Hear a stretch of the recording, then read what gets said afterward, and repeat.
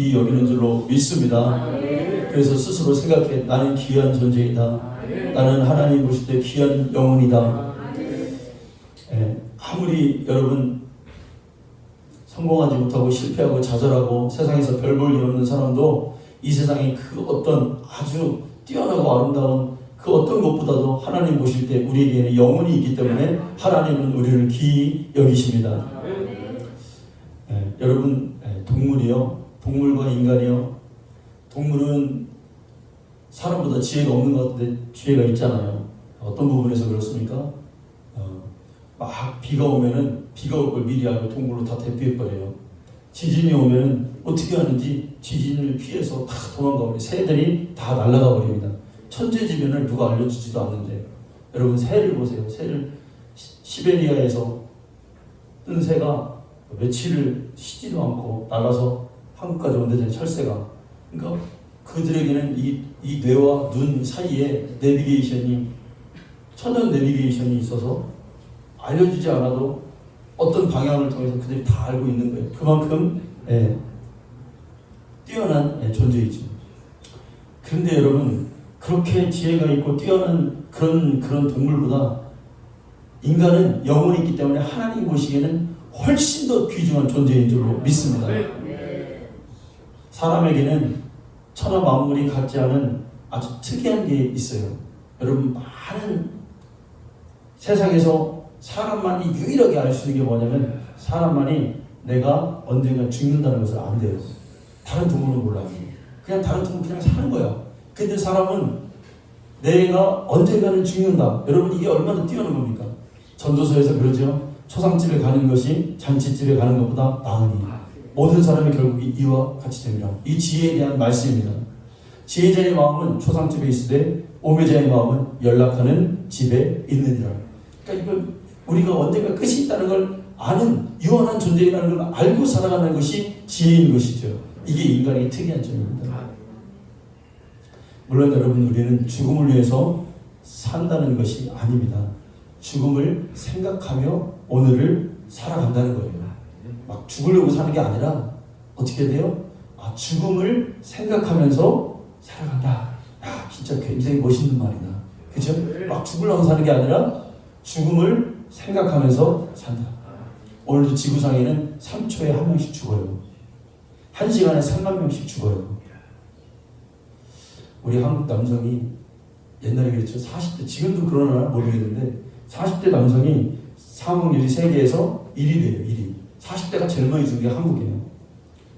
잘 살겠다고 40대들이 막 이렇게 사는데 그러다가 죽는 거예요. 왜 죽는다고 해요? 집이 없어서 죽는 게 아니에요. 못 먹어서 죽는 게 아니에요. 스트레스 받아서 죽는 거예요. 그 이유가 뭐예요? 잘 살려다가 죽는 거예요. 잘 살려다가. 그러니까 여기서 정답은 뭐냐?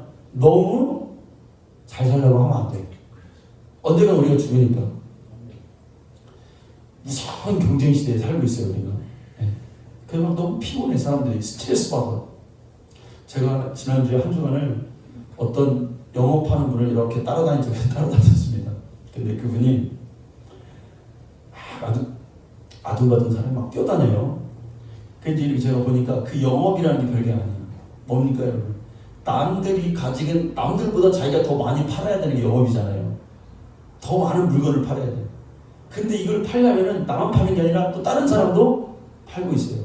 그러니까 결국은 뭐예요? 이게 부딪히는 거예요. 그죠? 그러니까 저 사람이 팔고 있는 그 지역을 내가 빨리 가서 점령해야 되는 거야. 수단과 방법을 가리지 않고. 이게 영업이에요, 사실. 그러니까 거기는 엄청난 경쟁이 있는 거죠. 그러니까 잘 살려고 하다가 사람이 그래서 죽는 거예요. 우리 한국의 남자들이 제일 사랑하는 TV 프로가 여러분 뭔지 아세요?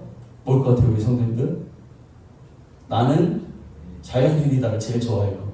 한국의 남자들이 이거 안 보는 남자들이 없어요. 저도 가끔 봐요. 우리 성도님들 보시죠? 그 생각해보니까 왜 이렇게 한국 남자들이 나는 자연인이다를 볼까? 거기에 뭐 문명도 없고 전기도 없는 데도 있고. 근데 나는 자연인이다 보면은 그렇게 힐링이 될 수가 없다는 거예요. 왜 그럴까요? 도피하고 싶은 거예요. 살고 싶은 거예요. 사실 거기에 보면은 인간극장도 있고 행복도 있고, 제가 가만히 보니까 거기는 요즘 사람들이 먹는 거 좋아하잖아요. 먹방도 있어요. 먹방도. 네. 나는 참 김치찌개 끓여가지고 보글보글 끓여서 혼자 이렇게 먹는데 그렇게 맛있어 보이는 거야. 뭐 돼지고기 이런 게 아니잖아요. 이런 게. 네. 뭐 짜장면 탕수육이 아니잖아요. 네.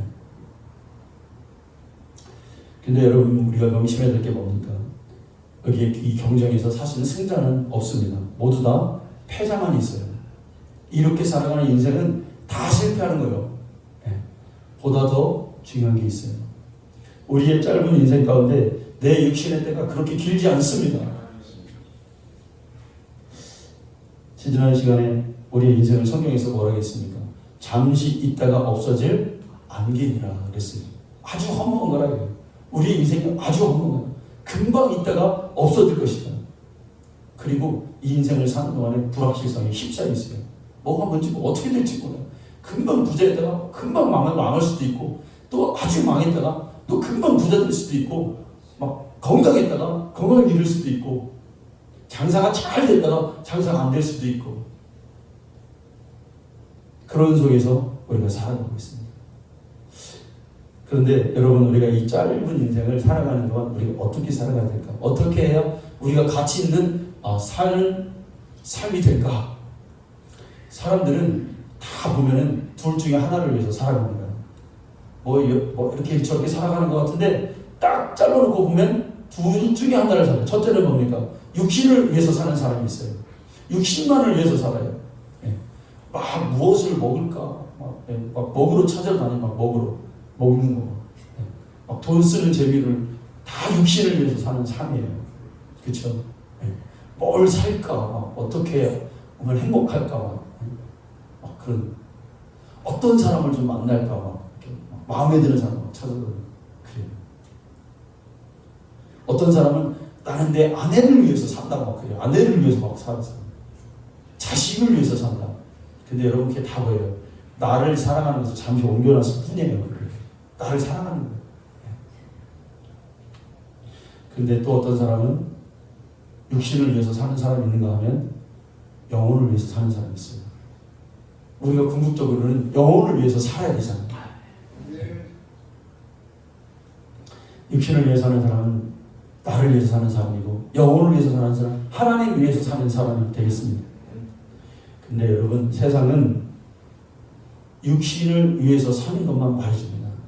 그래서 세상과 세상을 사랑하면 육신을 사랑하는 거예요. 거기는 육신의 원리밖에 없어요. 영원한 세계가 있다는 걸 모르니 그 가치를 모르기 때문에 육신에 대해서만 말하는 이게 최고라는 거예요. 돈 버는 게 최고다. 성공하는 게 최고다. 뭘 이기는 게, 뭘 갖는 게 최고다. 그래서 세상에는 선한 것이 없는 겁니다. 성경은 분명하게 우리에게 말하고 있습니다. 세상에 선한 것이 없다. TV를 보면 TV마다 다 여러분 뭐 나옵니까 요즘에? 먹방 나오잖아요. 먹는 거 나오잖아요. 먹는 거. 실제로 여러분 먹는 거 나와서 뭐 백반개인인가 뭐 있더라고요. 무슨 만화 그리는 사람. 네? 허경만인가 뭐 그 사람이 뭐 맛있는 전국에 찾아다니면서 식당을 막 그랬더니 언젠가요 제가 그 사람이 소개한 식당 한번 가봤어요. 맛대가 하나도 없어. 분위기 텔레비전 다 이게 짜고 치는 거야. 짜고 치는 고수석이고. 고수 선생님 다 지금 치시면서 내고 자 여러분 뭐 맛이 없어요. 이렇게 허무하고 다 이게 별게 아닌 거예요. 돈 많이 버는 것도 사실은 다 우리가 그걸 위해서 살지만 사실 그것도 여러분 뭐 좀 있으면 좋겠죠. 근데 그 사실 별거 아니더라고요.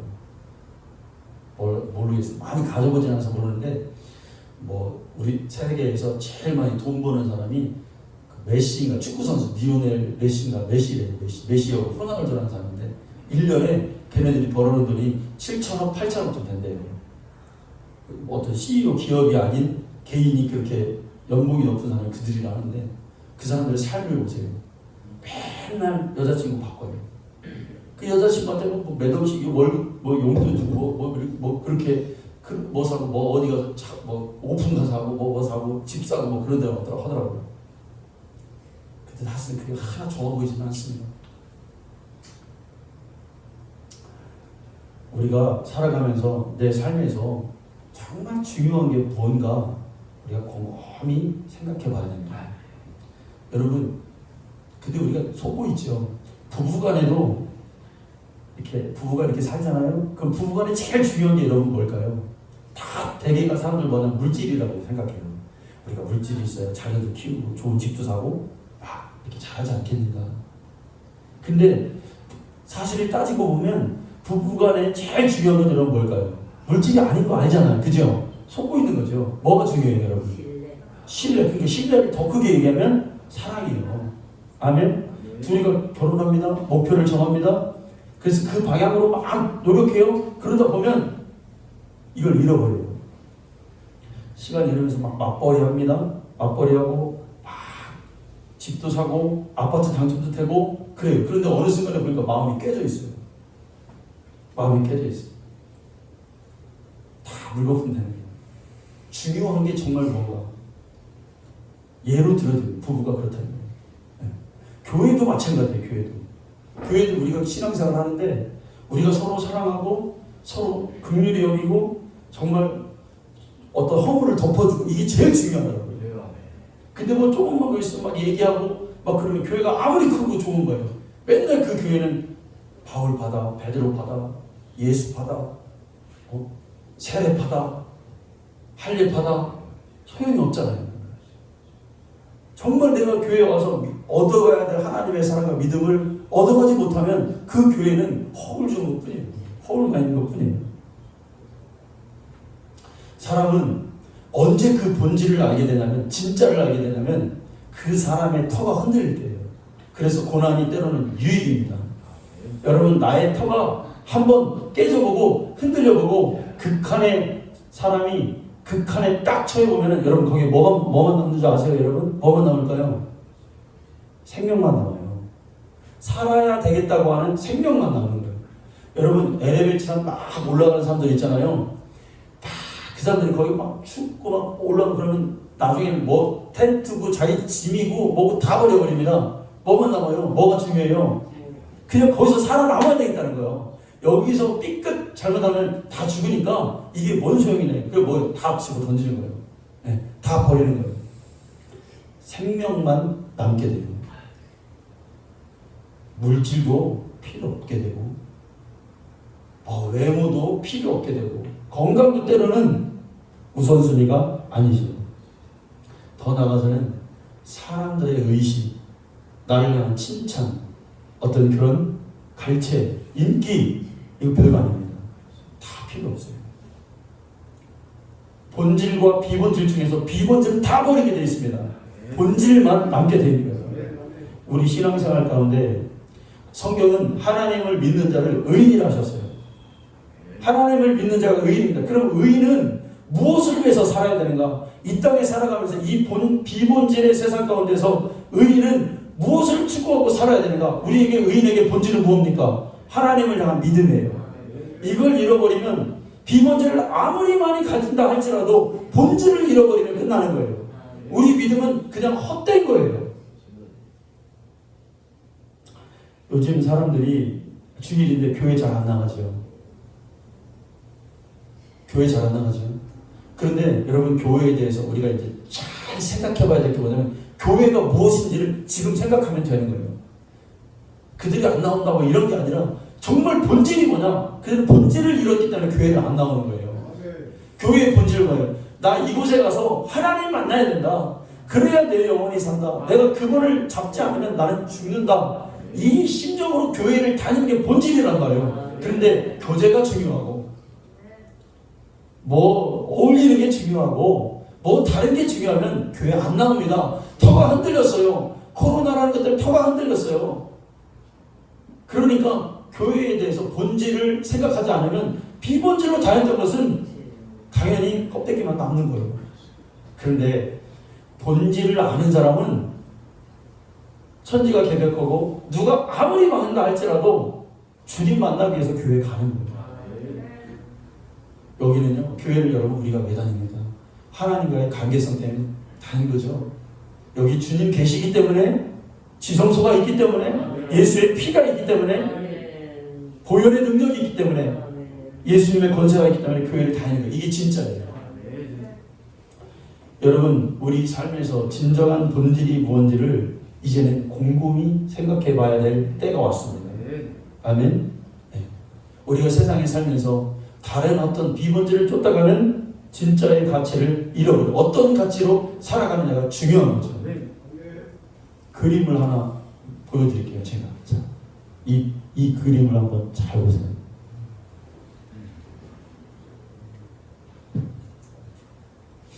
(1998년도에) 퓰리처상 사진작가로는 최고의 상을 받은 작품입니다. 여러분, 이 사진을 딱 봤을 때 여러분 어떤 생각이 드세요? 이 사진이 주는 메시지가 뭘 것 같아요?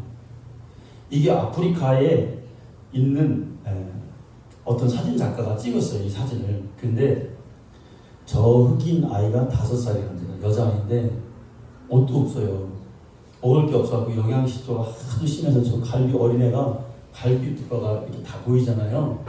근데 이 갈비뼈가 이렇게 보이는데 애가 그 음식을 주는 곳으로 가다가 너무 탈진이 돼가지고 이 주저앉은 모습이에요. 근데 그것까지는 좋은데 그 뒤에 뭐가 보여요? 독수리가. 이 독수리가 왜 보고 있을까요? 이 애를 공격하려고, 잡아먹으려고. 여기 보이는 사진이에요. 그러니까 이 사진 한 장으로 전 세계의 사람들의 그 마음을 그냥 어떤 말하는 것보다 이 사진 한 장이 사람들의 마음을 그냥 이렇게 준 메시지의 울림이 엄청난 거죠. 네. 그런데 사실은 이 사진이 주는 이 메시지보다 그 뒤에 있는 스토리가 더 놀라워요. 여러분, 이게 뭐냐면 이 사진 작가가 사진을 찍었는데 사진을 찍으면서 주의사항을 들은 거예요. 서방에서 왔으니까 아프리카에 가서 찍는데 여기는 전염병이 심하고 하여튼 풍토병도 있으니까 절대로 당신이 사진을 찍는 건 좋은데 가서 물건도 만지지 말고 사람도 접촉해서는 안 됩니다. 이 경고를 들은 거예요. 그래서 이 사진 작가가 그랬대요. 생각하기를 그래서 저 이렇게 사진을 찍어서 이 사람이 대단한 성공을 이뤘는데 어떻게 할 것인가? 사진만 찍고 갈 것인가? 저 독수리를 쫓아줄 것인가? 근데 만지지 말라고 하는 경고를 받은 거예요. 그래서 사진을 찍고 그냥 독수리를 한번 쫓아줬어요. 독수리가 날아갔는데 다시 독수리가 날아간 다음에 이 사진 작가는 차 타고 떠나버립니다. 그런데 이 독수리가 다시 나가서 아이에게 10m 더 가까이 오는 모습이에요. 죽었는지 살았는지는 모르겠습니다. 그런데 놀라운 건 이 사진 작가가 정확히 4개월 후에 자기 목숨을 끊어요. 왜 끊었을까요, 여러분? 가치를 잃어버렸기 때문에 그래요. 자기가 인생에서 어떤 성공은 거뒀어요. 최고의 사진을 찍었어. 그런데 이 아이를 살리지 못한 것에 대한 그 가치를 상실했기 때문에 그는 죽은 거예요. 여러분, 믿음도 똑같아요. 우리는 언젠가는 후회해요. 아등바등 막 살다가 이렇게 가다가 언젠가는 내가 멈추는 날 내가 잘못 살았구나. 내가 무엇을 위해서 살았는가? 내가 영혼을 위해서 살았던가? 하나님 나라를 위해서, 주님을 위해서 살아본 적이 있었던가? 이런 가치를 우리가 후회하지 않기를 원합니다. 예수님 믿는 그 믿음의 가치로 우리가 살아야 됩니다. 이것을 절대로 우리가 잃어서는 안 됩니다. 우리가 나가서 주님을 떠나서 성공했다고 쳐요. 세상에서 잘 됐다고 쳐요. 근데 주님이 없어요, 나에게. 물론 우리가 여러분 잘 되는 거, 성공하는 거 부정하는 건 아니죠. 잘 돼야 되겠죠. 그런데 이 가치를 잃어버리고 이거를 위해서 이 가치만 얻는다면 이거는 가치 없는 인생이 여러분 되는 것입니다. 그랬을 때 우리에게 오는 영적인 공허와 허탈감이 상당히 크다는 사실을 우리가 깨닫게 됩니다. 오늘 본문 시편 61편은 다윗이 쓴 시편입니다. 근데 다윗이 여러분 목동에서 한 나라의 최고의 왕이 됐어요. 전 세계를 호령하는 왕이 됐어요.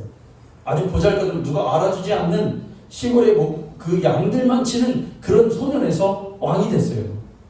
그러니까 밑바닥에서 최고의 자리에 올랐죠. 그러니까 파란만장한 인생을 다윗이 사실은 살았습니다. 그도 때로는 굉장히 두려웠고 살아가면서 술수도 했고 죄도 지었고 많은 것을 했습니다. 그런데 그때마다 그는 하나님을 의지했어요.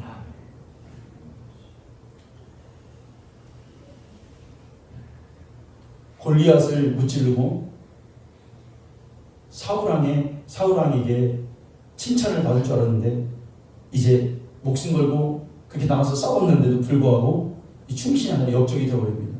10년간을 사울을 피해서 여기 도망가고 저기 도망가고 막 그렇게 숨어서 지냈습니다.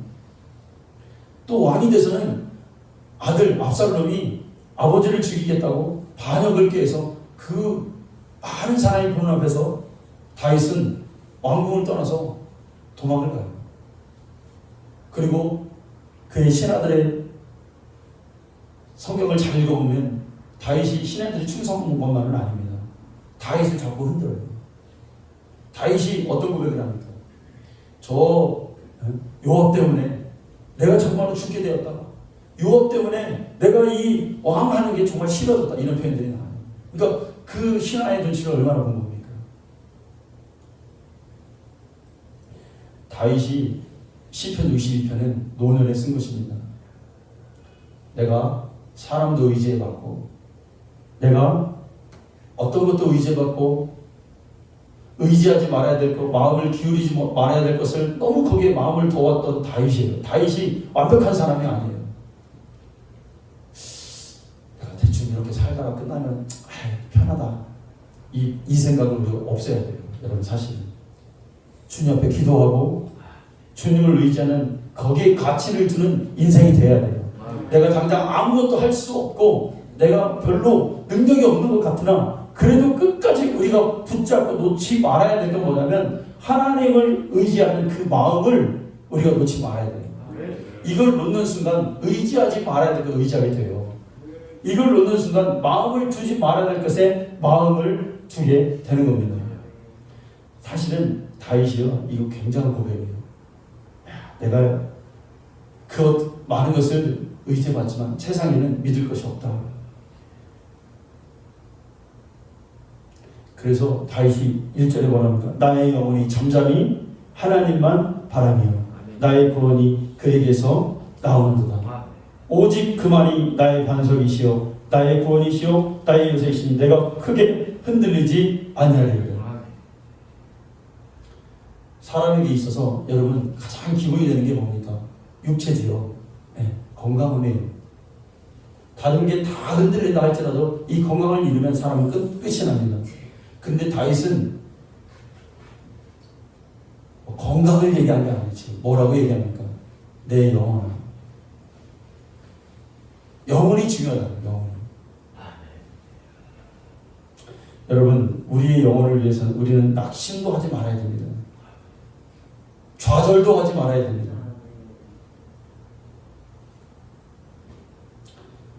우리가 우리의 연수가 길어질수록 많아질수록 우리는 무엇을 의지하고 무엇을 위해서 살아야 되고 무엇에 가치를 둬야 되는지를 우리가 분명하게 점점점 깨닫는 성도가 되어야 될 줄로 믿습니다. 많은 사람들이 그렇게 얘기해요. 야, 나도 젊었을 때 뜨거웠어. 나도 옛날에는 믿음을 정말 충만했어. 근데 나이가 들어서 지금은 잃어버려서 약해졌어. 이런 분들 있죠. 여러분이 이렇게 되지 않기를 원합니다. 오히려 내가 지난 날보다 내가 나이가 들고 내 신앙이 깊어질수록 나의 믿음이 내가 비록 힘은 없고 내가 돈 벌 수 있는 능력은 없고 내가 활동으로 왕성하지 않는다 할지라도 나의 마음만은 변치 않는다. 내가 하나님을 붙든 그 마음만은 내가 변하지 않았다. 내 영혼은 하나님을 붙들므로 인해서 굳건하게 나는 서 있다. 우리가 90살, 100살 쭉 하면서 혹시 내 정신은 혼미해지고 생각이 안 나고 옛날에 생각났던 게 안 나고 옛날에 희미해진 옛날 생각들이 희미해질 정도로 내 생각이 그렇게 내 정신이 이렇게 뚜렷하지 않다 할지라도 하나님 소리 딱 나오면 우리의 소리 하나님 나의 믿음 굳건한 반석 위에서는 그 정신이 돌아오는 역사가 있기를 원해요. 왜? 믿음 때문에 신앙 때문에 우리가 이렇게 살아가는 자가 되기를 간절히 소망합니다. 오늘 본문에 보면은 내 영혼아 그리고 잠잠히 하나님만 바라라 그랬어요. 그러니까 이 얘기는 뭐예요? 말하지 말라는 거죠. 그런데 말을 많이 하지 말라 이런 말이 아니에요. 세상 것에 너무 신경 쓰지 말아라. 그동안에 추구했던 모든 것에 좀 그런 것들을 그 시각을 좁히고 하나님을 좀 바라봐라. 여러분 우리는 조그만 일이 생겨도 막 말을 많이 하고 신경을 많이 쓰고 거기에 온통 생각을 빼앗기면서 살아갑니다. 그런데 이제는 너무 그랬던 나를 좀 절제하고 조용히 하나님을 바라보고 잠잠히 그분의 도움을 구하는 우리가 되기를 원합니다. 여러분 우리 주위에 문제가 생기죠. 살아가면서 어려운 일도 만납니다. 그런데 그런 것들을 자꾸 어렵다 사람들에게 막 얘기해 보세요. 그럴수록 그 문제는 더 복잡해집니다. 실타래가 푹 올라갈 때 이거 그냥 딱 끊어버려야 이게 끊어버리고 이어야 되지 자꾸 이게 엉키는 것을 자꾸 풀려다 보면 더 엉키는 경우가 많지요. 말해버리면 실험할 것 같은데 그렇지 않습니다. 더 복잡해집니다. 이럴 때일수록 우리는 더 잠잠히 하나님을 바라보고 그에게 도움을 구하는 성도가 되기를 원합니다. 이제 나의 입술에서 논란도 잠재우는 역사가 있기를 원합니다. 걱정하는 말도 이제 안 하기를 원합니다. 한 맺혔던 말도 안 하기를 원합니다. 어란과 욕심에 또 변명에 차 있던 말도 이제 우리가 제거하기를 원합니다. 이스라엘 백성들이 애굽에서 구원받고 이제 그들이 광야로 나왔습니다. 딱 만난 게 홍해죠. 홍해 바다를 만났습니다. 그래서 그 사람들이 뭐라 했습니까? 그 환경과 그 되어지는 모든 장애물을 보고 이제 우리는 죽었다. 모세에게 그럽니다. 야, 우리가 애굽에는 매장할 곳이 없어서 우리를 이 몹쓸 쓸모없는 광야에서 죽게 하느냐 불평과 원망을 했습니다. 그런데 모세가 뭐라고 했습니까? 야, 너희는 가만히 있어라. 그 입을 닫아. 그 입을 얘기하지 말고 잠잠해라. 조용히 하라. 하나님이 오늘 일하신 것을 너희가 보리라. 아멘. 우리의 인생에서, 우리의 삶에서, 우리의 가정에서, 우리 교회에서 여러분 이런 역사가 있기를 원합니다. 잠잠히 주님을 바라보고 주님이 일하시는 그러한 놀라운 역사를 경험하시는 우리 성도님들 다 되시기를 간절히 축복합니다. 기도하겠습니다. 하나님 아버지